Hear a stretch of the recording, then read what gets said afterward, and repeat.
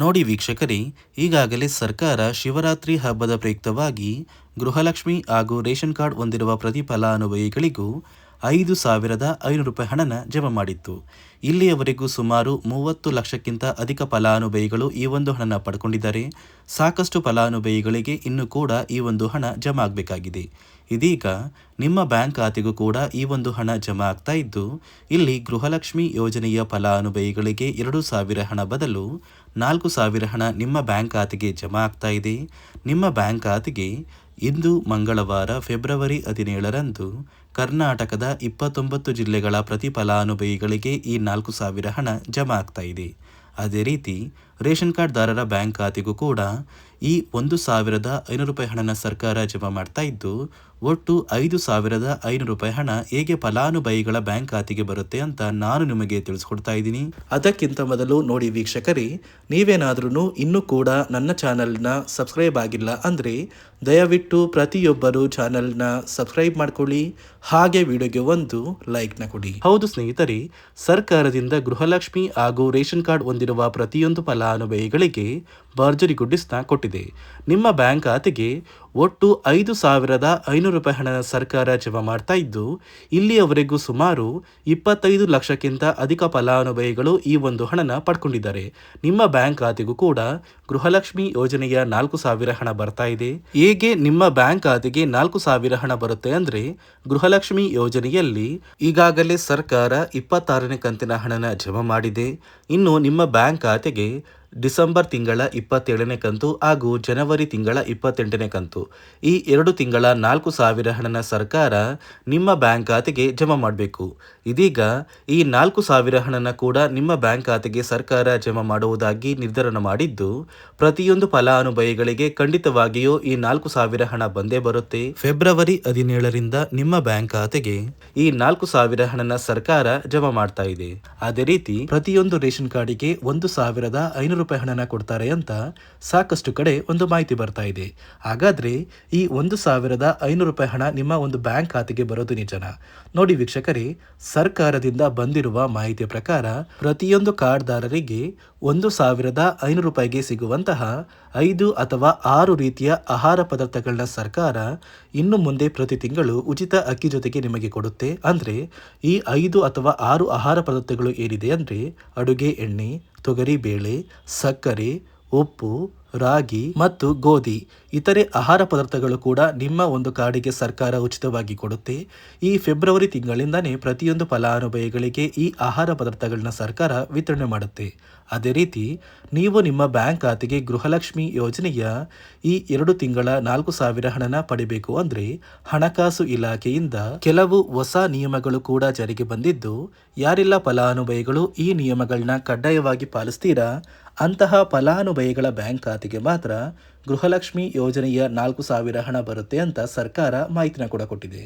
ಹಾಗಾದ್ರೆ ಬನ್ನಿ ವೀಕ್ಷಕರೇ, ಸರ್ಕಾರ ಜಾರಿಗೆ ತಂದಿರುವ ಆ 5 ನಿಯಮಗಳು ಏನು ಮತ್ತು ಯಾವ ಫಲಾನುಭವಿಗಳಿಗೆ ಹಣ ಕ್ಯಾನ್ಸಲ್ ಆಗಿದ್ದು ಆ ಒಂದು ಪಟ್ಟಿಯಲ್ಲಿ ನಿಮ್ಮ ಹೆಸರು ಇರುತ್ತೋ ಇಲ್ವೋ ಅಂತ ಹೇಗೆ ತಿಳ್ಕೊಳ್ಳೋದು ಅಂತ ಕೂಡ ನಾನು ನಿಮಗೆ ತಿಳಿಸ್ಕೊಡ್ತಾ ಇದ್ದೀನಿ. ಅದಕ್ಕಿಂತ ಮೊದಲು ಇಂದು ಮಂಗಳವಾರ ಫೆಬ್ರವರಿ 17ರಿಂದ ಕರ್ನಾಟಕದ ಯಾವ 29 ಜಿಲ್ಲೆಗಳಿಗೆ ಈ ಗೃಹಲಕ್ಷ್ಮಿ ಯೋಜನೆಯ 2 ತಿಂಗಳ 4,000 ಹಣ ಜಮಾ ಆಗ್ತಾ ಇದೆ ಅಂದ್ರೆ, ಮೊದಲಿಗೆ ಬೆಂಗಳೂರು ನಗರ, ಬೆಂಗಳೂರು ಗ್ರಾಮಾಂತರ, ರಾಮನಗರ, ಚಿಕ್ಕಬಳ್ಳಾಪುರ, ಚಿತ್ರದುರ್ಗ, ದಾವಣಗೆರೆ, ಕೋಲಾರ, ಶಿವಮೊಗ್ಗ, ತುಮಕೂರು, ಬಳ್ಳಾರಿ, ಬೀದರ್, ಕಲಬುರಗಿ, ಕೊಪ್ಪಳ, ರಾಯಚೂರು, ಯಾದಗಿರಿ, ವಿಜಯನಗರ, ಬಾಗಲಕೋಟೆ, ಬೆಳಗಾವಿ, ವಿಜಯಪುರ, ಧಾರವಾಡ, ಗದಗ, ಹಾವೇರಿ, ಉತ್ತರ ಕನ್ನಡ, ಚಾಮರಾಜನಗರ, ಚಿಕ್ಕಮಗಳೂರು, ದಕ್ಷಿಣ ಕನ್ನಡ, ಹಾಸನ, ಕೊಡಗು, ಮಂಡ್ಯ, ಮೈಸೂರು ಮತ್ತು ಉಡುಪಿ, ಈ ಜಿಲ್ಲೆಗಳ ಪ್ರತಿಯೊಂದು ಫಲಾನುಭವಿಗಳಿಗೆ ಸರ್ಕಾರದಿಂದ ಗೃಹಲಕ್ಷ್ಮಿ ಯೋಜನೆಯ 2 ತಿಂಗಳ 4,000 ಹಣ ಅಂದರೆ 27ನೇ ಕಂತು ಮತ್ತು 28ನೇ ಕಂತಿನ ಹಣನ ಜಮಾ ಮಾಡ್ತಾ ಇದ್ದು, ನಿಮ್ಮ ಬ್ಯಾಂಕ್ ಖಾತೆಗೆ ಫೆಬ್ರವರಿ 20ರೊಳಗೆ ಪ್ರತಿಯೊಬ್ಬರು ಈ 4,000 ಹಣನ ಪಡ್ಕೋತೀರಾ. ಕೆಲವೇ ದಿನಗಳ ಕಾಲ ವೇಟ್ ಮಾಡಿ. ನೋಡಿ ಸ್ನೇಹಿತರೆ, ಈ ಬಾರಿ ಸುಮಾರು 1 ಲಕ್ಷಕ್ಕಿಂತ ಅಧಿಕ ಫಲಾನುಭವಿಗಳ ಬ್ಯಾಂಕ್ ಖಾತೆಗೆ ಸರ್ಕಾರ ಗೃಹಲಕ್ಷ್ಮಿ ಯೋಜನೆಯ ಹಣನ ಜಮಾ ಮಾಡ್ತಾ ಇಲ್ಲ. ಕಾರಣ ಏನು ಅಂದರೆ, ನಿಮ್ಮ ಬ್ಯಾಂಕ್ ಖಾತೆಗೆ ಡೆಬಿಟ್ ಮೂಲಕ ಹಣ ಜಮಾ ಮಾಡುವಂತಹ ಸಂದರ್ಭದಲ್ಲಿ ಸರ್ಕಾರ ಸಾಕಷ್ಟು ಫಲಾನುಭವಿಗಳ ಒಂದು ಬ್ಯಾಂಕ್ ಖಾತೆಗೆ ಹಣ ಜಮಾ ಮಾಡೋದನ್ನು ಕ್ಯಾನ್ಸಲ್ ಮಾಡಿದೆ. ಯಾಕಂದರೆ ಇತ್ತೀಚೆಗೆ ಹಣಕಾಸು ಇಲಾಖೆ ಜಾರಿಗೆ ತಂದಿರುವ 5 ನಿಯಮಗಳ ಆಧಾರದ ಮೇಲೆ ಪ್ರತಿಯೊಂದು ಫಲಾನುಭವಿಗಳಿಗೆ ಸರ್ಕಾರ ಈ ಒಂದು ಹಣನ ಜಮಾ ಮಾಡ್ತಾ ಇದ್ದು, ಯಾರೆಲ್ಲ ಫಲಾನುಭವಿಗಳು ಈ ನಿಯಮಗಳನ್ನ ಪಾಲಿಸಿಲ್ಲ, ನಿಮ್ಮ ಬ್ಯಾಂಕ್ ಖಾತೆಗೂ ಕೂಡ ಹಣ ಜಮಾ ಆಗೋದಿಲ್ಲ. ಹಾಗಾದರೆ ಬನ್ನಿ ಸ್ನೇಹಿತರೆ, ಸರ್ಕಾರ ಜಾರಿಗೆ ತಂದಿರುವ ಆ 5 ಹೊಸ ನಿಯಮಗಳು ಏನು ಅಂತ ನಾನು ನಿಮಗೆ ತಿಳಿಸ್ಕೊಡ್ತಾ ಇದ್ದೀನಿ.